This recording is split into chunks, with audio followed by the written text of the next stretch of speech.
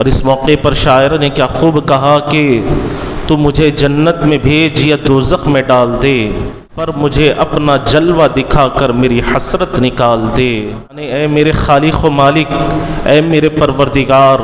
تو ہی میرا پالنہار ہے، میرا خالق ہے، تو ہی میرا رزاق ہے کہ تو مجھے اپنے دیدار سے سرفراز فرما دے۔ مومن اپنے تخت و تاج کو چھوڑ سکتا ہے، اپنے مال کو برباد کر سکتا ہے، اپنی اولاد کو قربان کر سکتا ہے، حتیٰ کہ اپنے جان کی قربانی بھی پیش کر سکتا ہے، لیکن ایک بندہ مومن کبھی اپنے ایمان کا سودا نہیں کر سکتا، کبھی اپنے ایمان کو نہیں چھوڑ سکتا۔ کون فاروق اعظم کہ جس راستے سے جاتے تو شیطان اپنا راستہ تبدیل کر لیا کرتا؟ کون فاروق اعظم جن کے لیے آقا نے فرمایا کہ اگر میرے بعد نبی ہوتے تو وہ عمر بن خطاب ہوتے؟ اور کون فاروق اعظم کہ جن کی نیکیوں کو آقا دو جہاں صلی اللہ علیہ وسلم نے آسمان کے ستاروں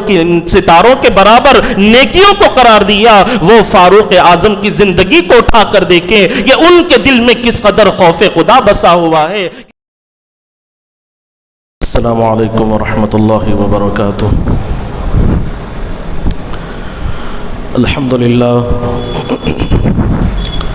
للہ رب العالمین والعاقبۃ للمتقین والصلاة والسلام على سید الاشرف الانبیاء والمرسلین وعلى آلہ الطیبین الطاہرین واصحابہ اکرمین الاکرمین اجمعین، اما بعد فقد قال اللہ تبارک وتعالی فی القرآن المجید والفرقان الحمید، فاعوذ باللہ من الشیطان الرجیم، بسم اللہ الرحمن الرحیم، یا ایہا الذین آمنوا اتقوا اللہ وابتغوا الیہ الوسیلۃ وجاہدوا فی سبیلہ لعلکم تفلحون۔ صدق اللہ العظیم۔ قال اللہ تبارک وتعالی فی شأن حبیبہ تعظیما وتکریما، ان اللہ وملائکتہ یصلون علی النبی یا ایہا الذین آمنوا صلوا علیہ وسلموا تسلیما، اللہم صل علی سیدنا محمد وعلی آلہ واصحابہ افضل صلواتک وعدد معلوماتک وبارک وسلم۔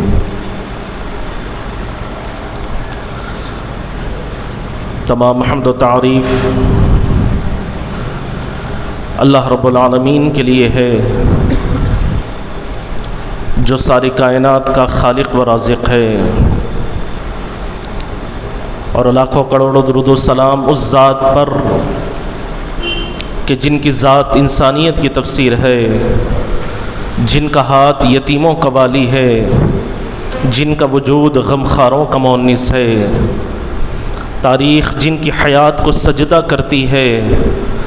آسمان کا گوشہ جن کا احسان مند ہے، زمین کا ذرہ ذرہ جن کی نعت پڑھتا ہے، تاجدار مدینہ احمد مجتبی محمد مصطفیٰ صلی اللہ علیہ وسلم پر جن کو اللہ رب العزت نے دونوں جہانوں کے لیے رحمت بنا کر بھیجا۔ حاضرین کرام، دنیا میں جتنے بھی ادیان اور مذاہب ہے، تمام کا یہی مقصد بیان کیا جاتا ہے کہ انسان اپنے خالق و مالک، اپنے معبود حقیقی تک پہنچ جائے اور اپنے معبود کی رضامندی اور خوشنودی کو حاصل کر سکے۔ اور یہی وجہ ہے کہ راجاؤں نے راج کو اور بادشاہوں نے تخت و تاج کو لات مار کر جنگل و بیاباں کی راہ کو اختیار کیا اور اپنے مالک حقیقی تک پہنچنے کی کوشش کرتے رہے۔ اور اس موقع پر شاعر نے کیا خوب کہا کہ تو مجھے جنت میں بھیج یا دوزخ میں ڈال دے، جنت میں بھیج یا مجھے دوزخ میں ڈال دے، پر مجھے اپنا جلوہ دکھا کر میری حسرت نکال دے۔ تو اپنا جلوہ دکھا کر میری حسرت نکال دے۔ یعنی اے میرے خالق و مالک، اے میرے پروردگار، تو ہی میرا پالنہار ہے، تو ہی میرا خالق ہے، تو ہی میرا رزاق ہے، تو ہی مجھے پیدا کرنے والا ہے، تو ہی نے مجھے کائنات کی تمام نعمتوں سے مالا مال فرمایا ہے۔ اب تجھے اختیار ہے کہ تو مجھے جنت میں بھیج دے یا مجھے دوزخ میں ڈال دے، لیکن مولا میری دل کی آرزوؤں اور حسرتوں کا یہی ایک مرکز ہے، ایک ہی یہی میری خواہش ہے کہ تو مجھے اپنے دیدار سے سرفراز فرما دے، اپنے دیدار سے تو مجھے مشرف فرما دے۔ اور حاضرین کرام، دنیا میں بسنے والا ہر انسان، چاہے وہ چھوٹا ہو یا بڑا ہو، ادنا ہو یا اعلیٰ ہو، غلام ہو یا آقا ہو، غریب ہو یا مالدار ہو، راجا ہو یا وزیر ہو، چاہے دنیا کا کوئی بھی انسان ہو، ہر ایک کے دل کی تمنا یہی ہے، ہر ایک کے دل کی خواہش یہی ہے کہ اسے اللہ تبارک و تعالیٰ کا دیدار نصیب ہو جائے، اللہ تبارک و تعالیٰ کے دیدار سے وہ مشرف ہو جائے۔ اور یہی وجہ ہے کہ میں نے خطبے کے دوران جس آیت کریمہ کی تلاوت کرنے کا شرف حاصل کیا، اس میں اللہ تبارک و تعالیٰ کا ارشاد ہوتا ہے، اللہ تبارک و تعالیٰ حکم فرماتے ہیں کہ یا ایھا الذین آمنوا اتقوا اللہ وابتغوا الیہ الوسیلۃ وجاہدوا فی سبیلہ لعلکم تفلحون، کہ اے ایمان والو تم اللہ سے ڈرتے رہو اور اس تک پہنچنے کا وسیلہ تلاش کرتے رہو اور اس کے راستے میں جہاد کرتے رہو، اس امید پر کہ تم کامیاب ہو جاؤ۔ تو اس آیت کریمہ میں ہمیں پیغام دیا جا رہا ہے کہ تمہیں اللہ کی رضامندی حاصل کرنا ہے، اس کی خوشنودی حاصل کرنا ہے، اس کے قریب پہنچنا ہے، اس کے محبوب بندوں میں شامل ہونا ہے، تو 4 منزلوں کو تمہیں طے کرنا پڑے گا، 4 منزلوں تک تمہیں پہنچنا پڑے گا۔ پہلی منزل یا ایھا الذین آمنوا اتقوا اللہ، پہلی منزل ایمان کی ہے، اور دوسری منزل اللہ تبارک و تعالیٰ سے ڈرنے کی ہے، اور تیسری منزل اللہ کو تلاش کرنے کی ہے، اور چوتھی منزل اللہ کے راستے میں اپنے جان مال سے جہاد کرنے کی ہے۔ جب بندہ ان 4 منزلوں کو طے کر لیتا ہے تو وہ اللہ تبارک و تعالیٰ کا قرب اسے حاصل ہو جاتا ہے، اللہ تبارک و تعالیٰ کی رضامندی اسے نصیب ہو جاتی ہے۔ اور حاضرین کرام، اگر ہم پہلی منزل پر غور کر کر دیکھیں تو پہلی منزل ایمان کی ہے، اور ایمان یہ عربی لفظ ہے اور اس کا اردو میں ترجمہ مان لینا ہے۔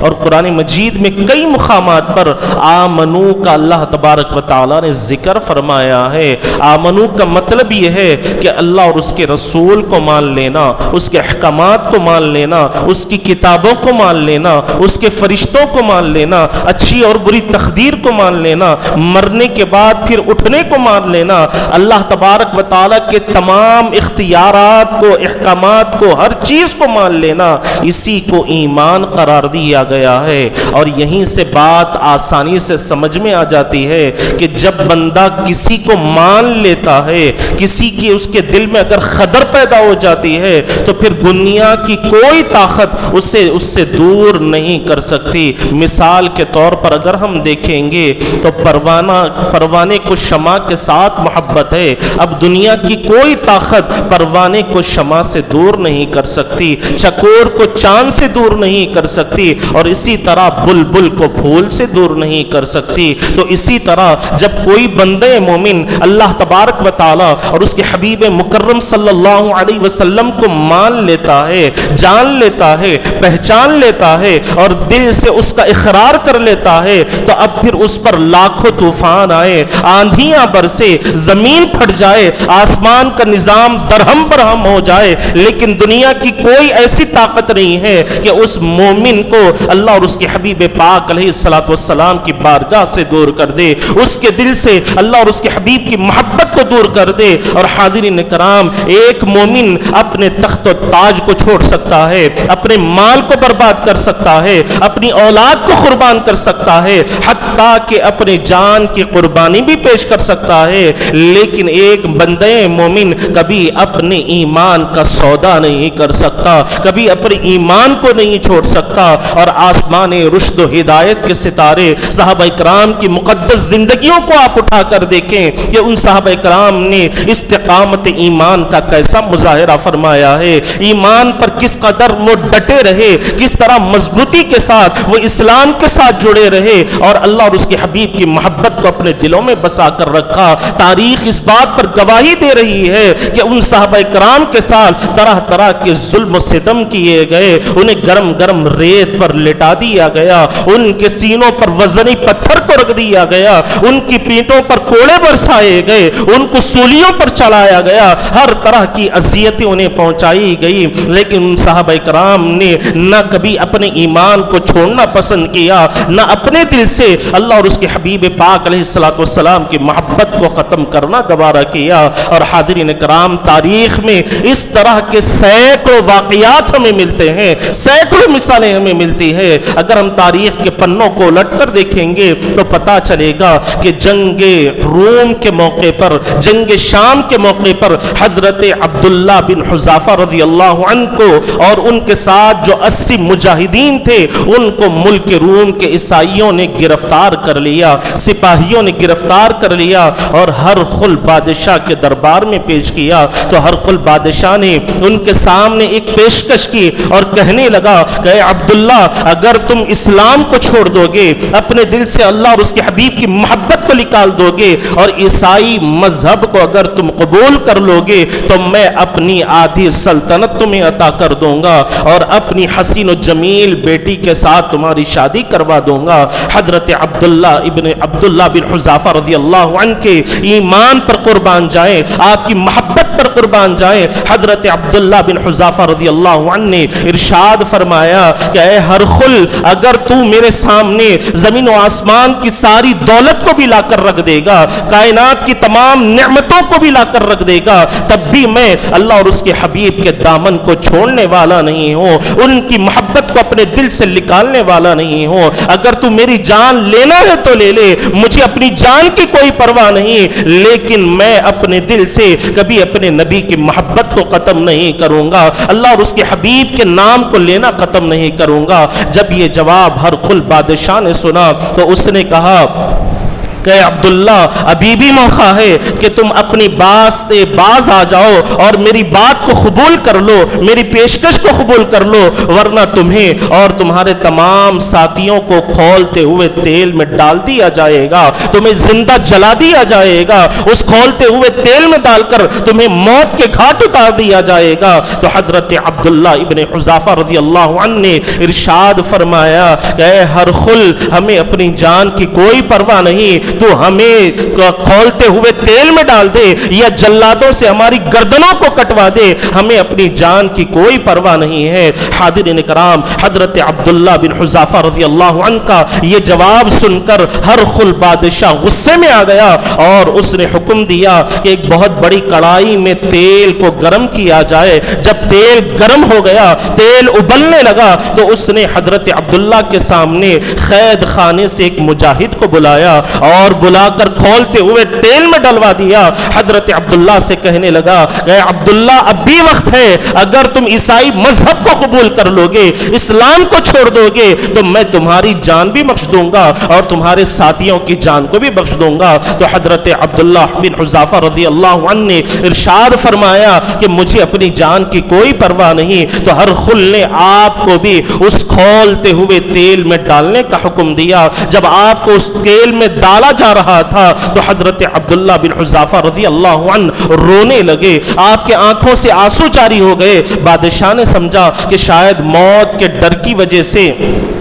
ان کے آنکھوں سے آنسو جا رہے ہیں اور شاید انہوں نے اپنا ارادہ بدل لیا ہے، شاید وہ عیسائی مذہب کو قبول کرنے کے لیے تیار ہو گئے ہیں، لہذا اس نے آپ کو تیل میں ڈالنے سے رکوا دیا اور پوچھا کہ عبداللہ، تمہارے رونے کا سبب کیا ہے، کس بات کی وجہ سے تم زار و قطار رو رہے ہو؟ تو حضرت عبداللہ بن حذافہ رضی اللہ عنہ نے ارشاد فرمایا کہ اے ہرقل، کبھی اپنے دل میں یہ گمان نہ کرنا، یہ خیال نہ کرنا کہ میں موت کے ڈر کی کی وجہ سے رو رہا ہوں، ارے میں اس بات سے رو رہا ہوں کہ اللہ تبارک و تعالیٰ نے مجھے ایک ہی جان عطا فرمائی ہے، اگر میرا مولا مجھے 1000 جانیں بھی عطا کرتا تو میں اپنے رب کے نام پر اس پر قربان کرتا چلا جاتا، اپنے رب کے نام کے لیے اپنے جانوں کی قربانی پیش کرتا چلا جاتا۔ اے ہر خل، مجھے افسوس تو اس بات کا ہے کہ مجھے اللہ نے ایک ہی جان عطا فرمائی ہے اور یہ حقیر سا تحفہ میں اپنے رب کی بارگاہ میں پیش کر رہا ہوں،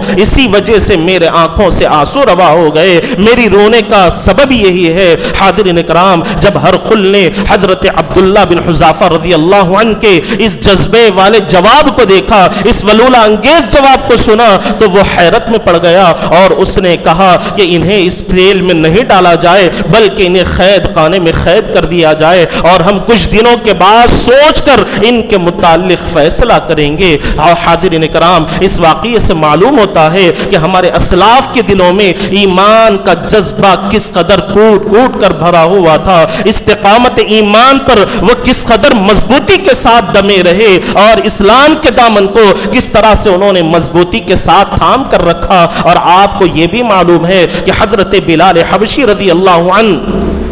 جو سب سے پہلے مؤذن رسول کہلائے گئے ہیں، حضرت بلال حبشی رضی اللہ عنہ بھی غلامی کی زندگی گزار رہے تھے، امیہ بن خلف کے آپ غلام تھے۔ جب اسے پتا چلا کہ آپ نے اسلام کو قبول کر لیا ہے، دائر اسلام میں آ گئے ہیں، نبی کا کلمہ لا الہ الا اللہ محمد الرسول اللہ پڑھ رہے ہیں، تو اس نے حضرت بلال حبشی رضی اللہ عنہ پر ظلم و ستم کے بازار کو گرم کر دیا، ہر طرح سے اذیتیں آپ کو پہنچانے لگا۔ ایسی کوئی تکلیف نہ تھی جو حضرت بلال حبشی رضی اللہ عنہ کو برداشت نہ کرنی پڑی ہو۔ تاریخ اس بات کی گواہی دے رہی ہے کہ حضرت بلال حبشی رضی اللہ عنہ کے پیٹھ پر کولے برسائے گئے، اتنے کولے برسائے گئے کہ آپ کے پیٹھ کی کھال نکل گئی، اور جب جسم پر سے کھال نکلنے لگی تو اس بدبخت نے آپ کو وہاں کی گرم گرم ریت پر لٹا دیا اور آپ کے سینے پر وزنی پتھر رکھ دیا گیا۔ کبھی آپ کے ہاتھوں میں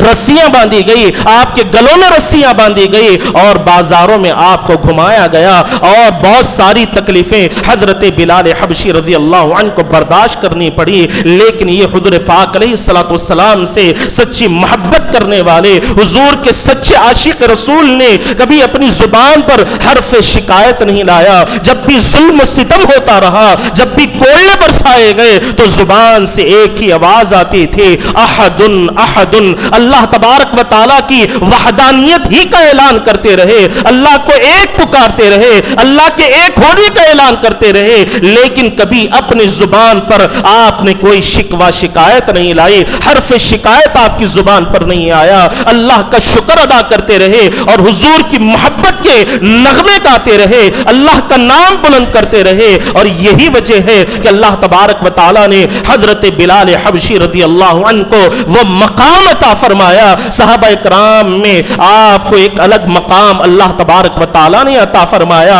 اور معراج کی رات حضور پاک علیہ الصلوۃ والسلام جب آپ اللہ کی بارگاہ میں گئے، آسمانوں پر گئے، تو آقائے دو جہاں صلی اللہ علیہ وسلم نے حضرت بلال حبشی کے چلنے کی آہٹ کو محسوس فرمایا۔ اگر انسان کے دل میں سچی محبت ہوگی تو یقیناً اللہ تبارک و تعالیٰ اسے دنیا میں بھی بلند مقام عطا فرماتے ہیں اور آخرت میں بھی اللہ تبارک و تعالیٰ اسے بلند و بالا مقامات عطا فرماتے ہیں۔ تو حاضرین کرام، ایمان پر استقامت کے ساتھ ڈٹے رہنا یہ کوئی معمولی بات نہیں ہے، بلکہ اس کے لیے اپنے آپ کو قربان کرنا پڑتا ہے، اپنی نفسانی خواہشات کو کچلنا پڑتا ہے، اپنی نفسانی خواہشات پر کنٹرول کرنا پڑتا ہے۔ جب بندہ استقامت کے ساتھ ایمان پر ڈٹا رہتا ہے اور دل میں اللہ کا خوف پیدا کر لیتا ہے تو پھر اللہ تبارک و تعالیٰ اس کے ہر عمل کو شرف قبولیت عطا فرماتا ہے، اس کے ہر عمل کو اللہ تبارک و تعالیٰ اپنی بارگاہ میں قبول فرما لیتا ہے، اس بندے کو اللہ تبارک و تعالیٰ اپنا مقرب بنا لیتا ہے۔ اور یاد رکھیں کہ اگر انسان کے دل میں خوف خدا نہیں ہوگا، اللہ کا ڈر نہیں ہوگا، خدا کا خوف نہیں ہوگا اور اس کے عمل میں اخلاص نہیں ہوگا، تو پھر اللہ تبارک و تعالی اس کے کوئی عمل کو قبول نہیں فرمائے گا۔ اور یاد رکھیں کہ جس آنکھ سے آنسو کا ایک خطرہ بھی گرتا ہے تو اللہ تبارک و تعالی کے نزدیک بڑا ہی محبوب اور پسندیدہ ہے۔ اور اسی لیے تو آقائے دو جہاں صلی اللہ علیہ وسلم نے ارشاد فرما دیا کہ اللہ تبارک و تعالی کے پاس دو خطروں کی بڑی اہمیت ہے۔ ایک خون کا وہ قطرہ جو مجاہد کے جسم سے اللہ کی راہ میں نکلتا ہے، وہ قطرہ اللہ کی بارگاہ میں بڑا مقبول ہے، اور دوسرا مومن کے آنکھ سے آنسو کا ایک خطرہ جو اللہ کے خوف سے نکلتا ہے تو وہ بھی اللہ کی بارگاہ میں اس کی بڑی قدر و منزلت ہے۔ اللہ تبارک و تعالی اسے بڑی قدر و منزلت کے ساتھ دیکھتے ہیں اور اس بندے کو اللہ تبارک و تعالی پر مقرب بنا لیتے ہیں۔ ذرا اپنے اسلاف کی زندگیوں کو اٹھا کر دیکھیں کہ ان کے دل میں کس قدر خوف خدا بسا ہوا تھا۔ خلیفہ دوم حضرت فاروق اعظم رضی اللہ عنہ کی سیرت مبارکہ کو اٹھا کر دیکھیں، آپ کو پتا چلے گا کہ کون فاروق اعظم کہ جن کی شان میں قرآن مجید کی آیات مبارکہ کا نزول ہوا، کون فاروق اعظم کہ جس راستے سے جاتے تو شیطان اپنا راستہ تبدیل کر لیا کرتا، کون فاروق اعظم جن کے لیے آقا نے فرمایا کہ اگر میرے بعد نبی ہوتے تو وہ عمر بن خطاب ہوتے، اور کون فاروق اعظم کہ جن کی نیکیوں کو آقائے دو جہاں صلی اللہ علیہ وسلم نے آسمان کے ستاروں کے برابر نیکیوں کو قرار دیا، وہ فاروق اعظم کی زندگی کو اٹھا کر دیکھیں کہ ان کے دل میں کس قدر خوف خدا بسا ہوا ہے کہ عید کا موقع ہے اور حضرت خلیفہ دوم فاروق اعظم کے گھر کا دروازہ بند ہے اور لوگ انتظار میں کھڑے ہوئے ہیں کہ آپ جلد سے جلد تشریف لائیں اور خطبہ دے کر نماز پڑھائیں، عید کی نماز ہم ادا کریں گے۔ لیکن حضرت فاروق اعظم کی کیفیت یہ ہے کہ گھر کا دروازہ بند ہے اور اندر سے رونے کی آوازیں آ رہی ہے، زار و قطار رو رہے ہیں، آنکھوں سے آنسوؤں کی لڑیاں بہ رہی ہے۔ چنانچہ لوگوں نے جب آواز دی اور حضرت فاروق اعظم باہر تشریف لائے تو لوگوں نے کہا کہ اے عمر بن خطاب،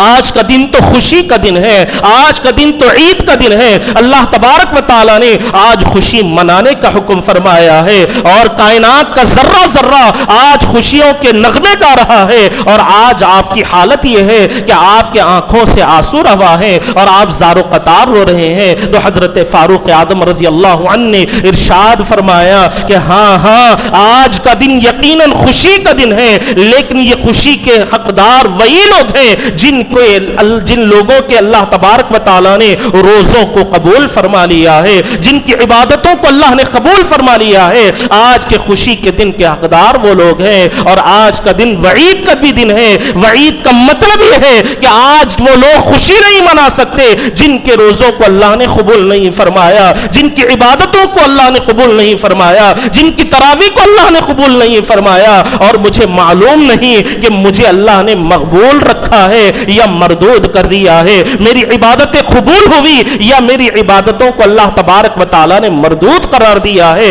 مجھے معلوم نہیں ہے۔ حاضرین کرام ذرا غور فرمائیں کہ کون فاروق اعظم کہ جن کو زندگی ہی میں العقائد جہاں صلی اللہ علیہ وسلم نے جنتی ہونے کی خوشخبری عطا فرما دی ہے، اس شخصیت کا معاملہ یہ ہے کہ اللہ کے خوف سے عید کے دن بھی رو رہے ہیں۔ حاضرین کرام عقائد جہاں صلی اللہ علیہ وسلم نے اسی لیے تو ارشاد فرمایا کہ من بکا من خشیت اللہ حرم اللہ علیہ النار، کہ جو کوئی بھی اللہ کے خوف سے روتا ہے، کسی کی آنکھ سے اللہ کے خوف سے ایک آنسو کا خطرہ بھی نکلتا ہے تو اللہ تبارک و تعالی اس پر آتش جہنم کو اللہ تبارک و تعالی حرام کر دیتے ہیں، اسے دوزخ کی آگ سے اللہ تبارک و تعالی محفوظ فرما دیتے ہیں۔ تو حاضرین کرام اگر ہمارا ایمان مضبوط ہو جائے گا، دل میں خوف خدا پیدا ہو جائے گا، تو یقین جانیں کہ ہمارے اعمال اللہ کی بارگاہ میں مقبول ہوں گے، دنیا میں بھی اللہ تبارک و تعالی ہمیں عزت و وقار والی زندگی عطا فرمائے گا،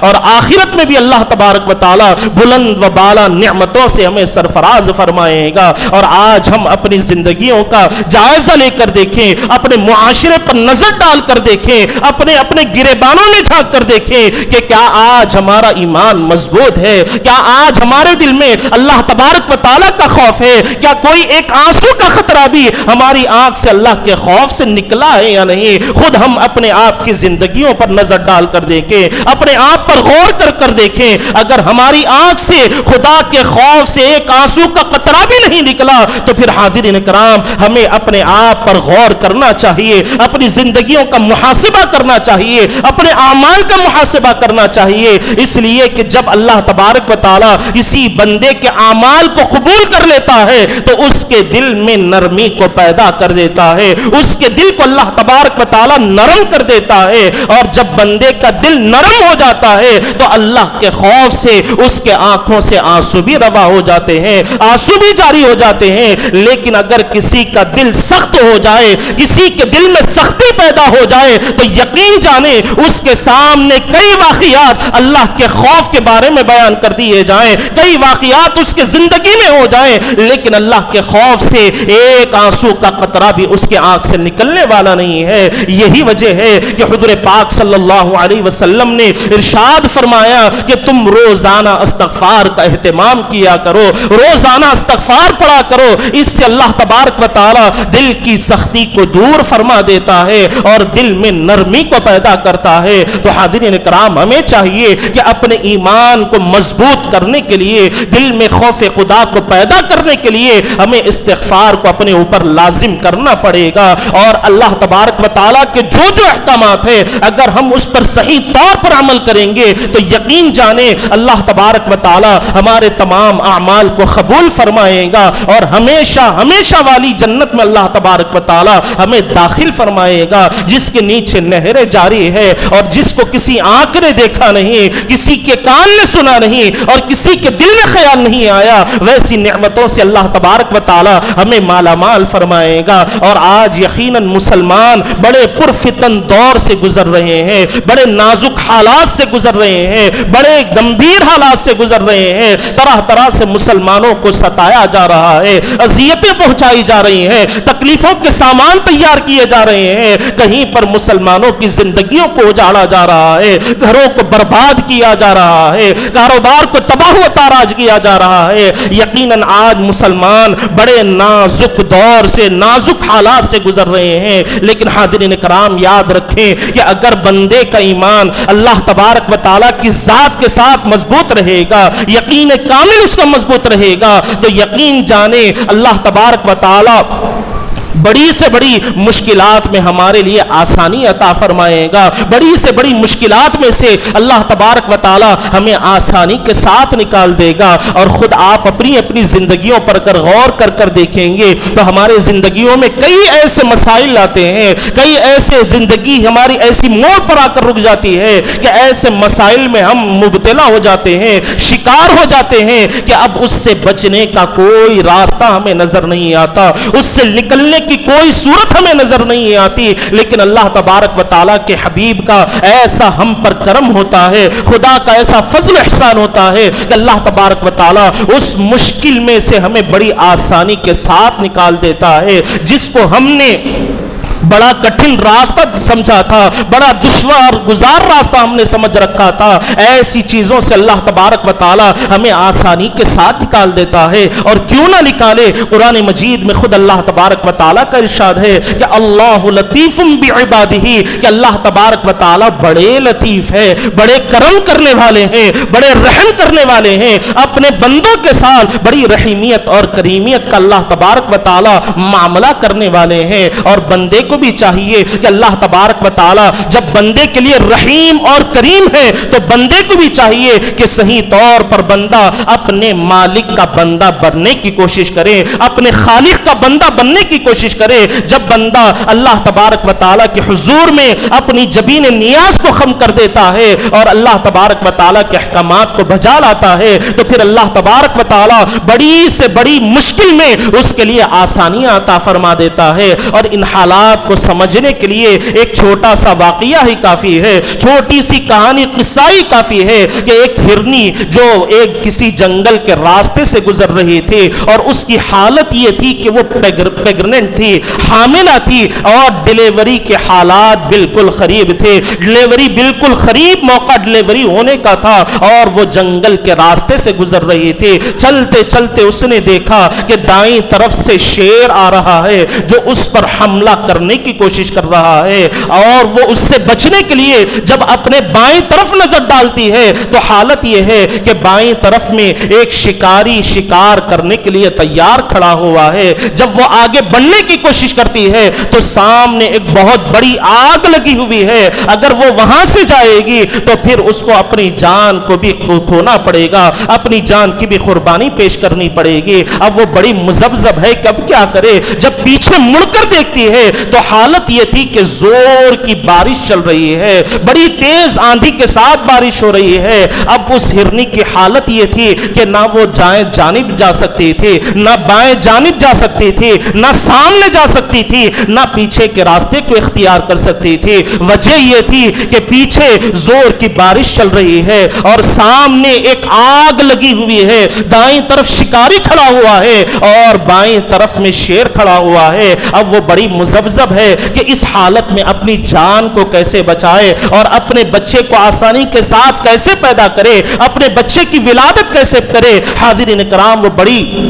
مذبذب ہو جاتی ہے، پریشان اور حیران ہو جاتی ہے، لیکن آخر میں اس نے یہ فیصلہ کیا کہ میرے لیے جو اہم کام ہے مجھے اس پر نظر رکھنی چاہیے، جو میرا اصل مقصد ہے اپنے اصل مقصد پر مجھے نظر رکھنی چاہیے۔ اس نے اپنی جان کی پرواہ کرنا چھوڑ دیا۔ اب جو مقصد تھا وہ بچے کی صحیح طور پر ولادت کرنا تھا، بچے کو صحیح طور پر پیدا کرنا تھا، ڈیلیوری صحیح طور پر کرنی تھی۔ چنانچہ وہ فوراً ان تمام چیزوں سے اپنے آپ کو دور کر لیتی ہے، اپنے موت کے خوف کو دور کر لیتی ہے اور اپنے مقصد کو ذہن میں بٹھا کر اپنے بچے کی ڈیلیوری کی تیاری کرنے لگتی ہے، ان حالات کو، ان کیفیات کو سمجھنے کی کوشش کرتی ہے اور اسی میں وہ غرق ہو جاتی ہے۔ اور ادھر اللہ تبارک و تعالیٰ کا ایسا کرم ہوتا ہے کہ حاضرین کرام، اللہ تبارک و تعالیٰ اس کے ساتھ ایسی رحمیت کا معاملہ فرماتے ہیں کہ ایک طرف وہ شکاری شکار کرنے کے لیے کھڑا ہوا تھا اور سامنے آگ چل رہی ہے، پیچھے زور کی بارش ہو رہی ہے۔ اللہ ایسا کرم کا معاملہ فرماتا ہے، ایک زوردار بجلی گرتی ہے اور اس بجلی کی چمک سے شکاری کا شکار چوک جاتا ہے اور وہ شکار چوک کر سیدھا شیر کو جا کر اس کی گولی لگتی ہے اور وہ بجلی جو آتی ہے وہ فوراً آگ پر گرتی ہے، پانی اس پر گرتا ہے اور آگ بھی بجھ جاتی ہے۔ اور ادھر آپ غور کریں کہ اللہ تبارک و تعالیٰ نے اس کے لیے دو راستے اللہ تبارک و تعالیٰ نے کھول دیے ہیں۔ جو شکار کرنے کے لیے کھڑا ہوا تھا، اللہ تبارک و تعالیٰ نے شکاری کے ذریعے شیر کو ہلاک کر دیا۔ سامنے جو آگ تھی، اللہ نے پانی کے ذریعے اس آگ کو بھی جب بجھا دیا تو اب اس کے پاس دو راستے اللہ تبارک و تعالیٰ نے فراہم کر دیے، دو راستوں کو اللہ تبارک و تعالیٰ اس کے سامنے کھول دیا۔ تو اس کہانی سے، اس قصے سے ہمیں یہ پیغام ملتا ہے کہ بندہ اگر اپنے مقصد پر نظر ڈالے، اور بندے کا مقصد کیا ہے، اللہ تبارک و تعالیٰ نے قرآن مجید میں فرما دیا کہ وَمَا خَلَقْتُ الْجِنَّ وَالْإِنسَ إِلَّا لِيَعْبُدُونَ، کہ ہم نے جن اور انسان کو اپنی عبادت کے لیے پیدا کیا ہے، اپنی عبادت کے لیے پیدا کیا ہے، اپنی تسبیح و تحلیل کرنے کے لیے پیدا کیا ہے۔ اگر بندہ اپنے مقصد کو سمجھ جائے اور اسی پر عمل کرنے کی کوشش کرتا رہے تو یقیناً آج جتنے مسائل میں مسلمان گرے ہوئے ہیں، اللہ تبارک و تعالیٰ آسانی کے ساتھ ہمیں نکال دے گا، ان مصیبتوں سے اللہ تبارک و تعالی ہمیں چھٹکارا عطا فرمائے گا۔ لیکن ان تمام چیزوں کے لیے سب سے پہلا کام ہمیں یہ کرنا ہے کہ اپنے ایمان کو مضبوط کرنا پڑے گا، اپنے ایمان میں استقامت کو پیدا کرنا پڑے گا۔ دوسرا، دل میں اللہ تبارک و تعالی کے خوف کو پیدا کرنا پڑے گا۔ اور تیسرا جو سب سے اہم کام ہے، اللہ نے ہمیں پیدا کرنے کا جو مقصد بیان قرآن مجید میں کر دیا ہے، اس مقصد مقصد کو اپنے مد نظر رکھتے ہوئے اگر ہم اللہ کی عبادت میں لگ جائیں گے، اللہ کے ذکر و اذکار کرنے میں لگ جائیں گے، اس کے احکامات کی پابندی کرنے میں لگ جائیں گے، تو جس طرح اللہ تبارک و تعالیٰ نے اس ہرنی کے لیے آسانی عطا فرمائی ہے، یقیناً اللہ تبارک و تعالیٰ ہماری زندگیوں میں بھی آسانی عطا فرمائے گا، ہمارے معاملات میں بھی اللہ تبارک و تعالیٰ آسانی عطا فرمائے گا۔ اور جو دشمنان اسلام کو مٹانے کے لیے، مسلمانوں کو مٹانے کے لیے سازشیں کر رہے ہیں، یقیناً اللہ تبارک و تعالیٰ ان کو اپنی پکڑ میں لے لے گا اور ہمارے لیے اللہ تبارک و تعالیٰ وقار والی، عزت والی زندگی عطا فرمائے گا۔ تو تمام باتوں کا خلاصہ کلام یہی ہے کہ ہمیں چاہیے کہ ہم اپنے ایمان کو مضبوط رکھیں، اور آقائے دو جہاں صلی اللہ علیہ وسلم نے جن جن باتوں پر عمل کرنے کا حکم فرمایا ہے ان پر عمل کرنے کی کوشش کریں، اور جن جن چیزوں سے آقائے دو جہاں صلی اللہ علیہ وسلم نے بچنے کا حکم فرمایا ہے اس سے اپنے آپ کو بچانے کی کوشش کریں، گناہوں سے باز آ جائیں، اپنے اندر جو خامیاں ہیں، جو خرابیاں ہیں، جو بد اخلاقیاں ہیں، ان تمام کو دور کرنے کی کوشش کریں، اپنی اصلاح کرتے ہوئے اللہ تبارک و تعالیٰ کے عبادت گزار بندے بن جائیں گے۔ تو یقیناً پھر اللہ تبارک و تعالیٰ نے جس طرح قرآن مجید میں فرما دیا کہ اولئک علیہم صلوات من ربہم ورحمہ، کہ اللہ تبارک و تعالیٰ اپنے ان نیک بندوں پر اپنی رحمتوں کی بارشیں برساتا ہے، اپنی نعمتوں سے مالا مال فرماتا ہے۔ یقیناً اللہ تبارک و تعالیٰ ہمیں بھی اپنی نعمتوں سے مالا مال فرمائے گا، اپنی رحمتوں سے اللہ تبارک و تعالیٰ سرفراز فرمائے گا۔ آخر میں دعا ہے کہ جو کچھ کہا گیا، جو کچھ سنا گیا، اس پر اللہ تبارک و تعالی ہم تمام کو عمل کرنے کی توفیق عطا فرمائے اور ہمیں ساری زندگی صراط مستقیم پر چلنے والا بنائے۔ اللہ اور اس کے حبیب پاک علیہ الصلوۃ والسلام کی رضامندی حاصل کرنے کی توفیق عطا فرمائے۔ وآخر دعوانا ان الحمد للہ رب العالمین۔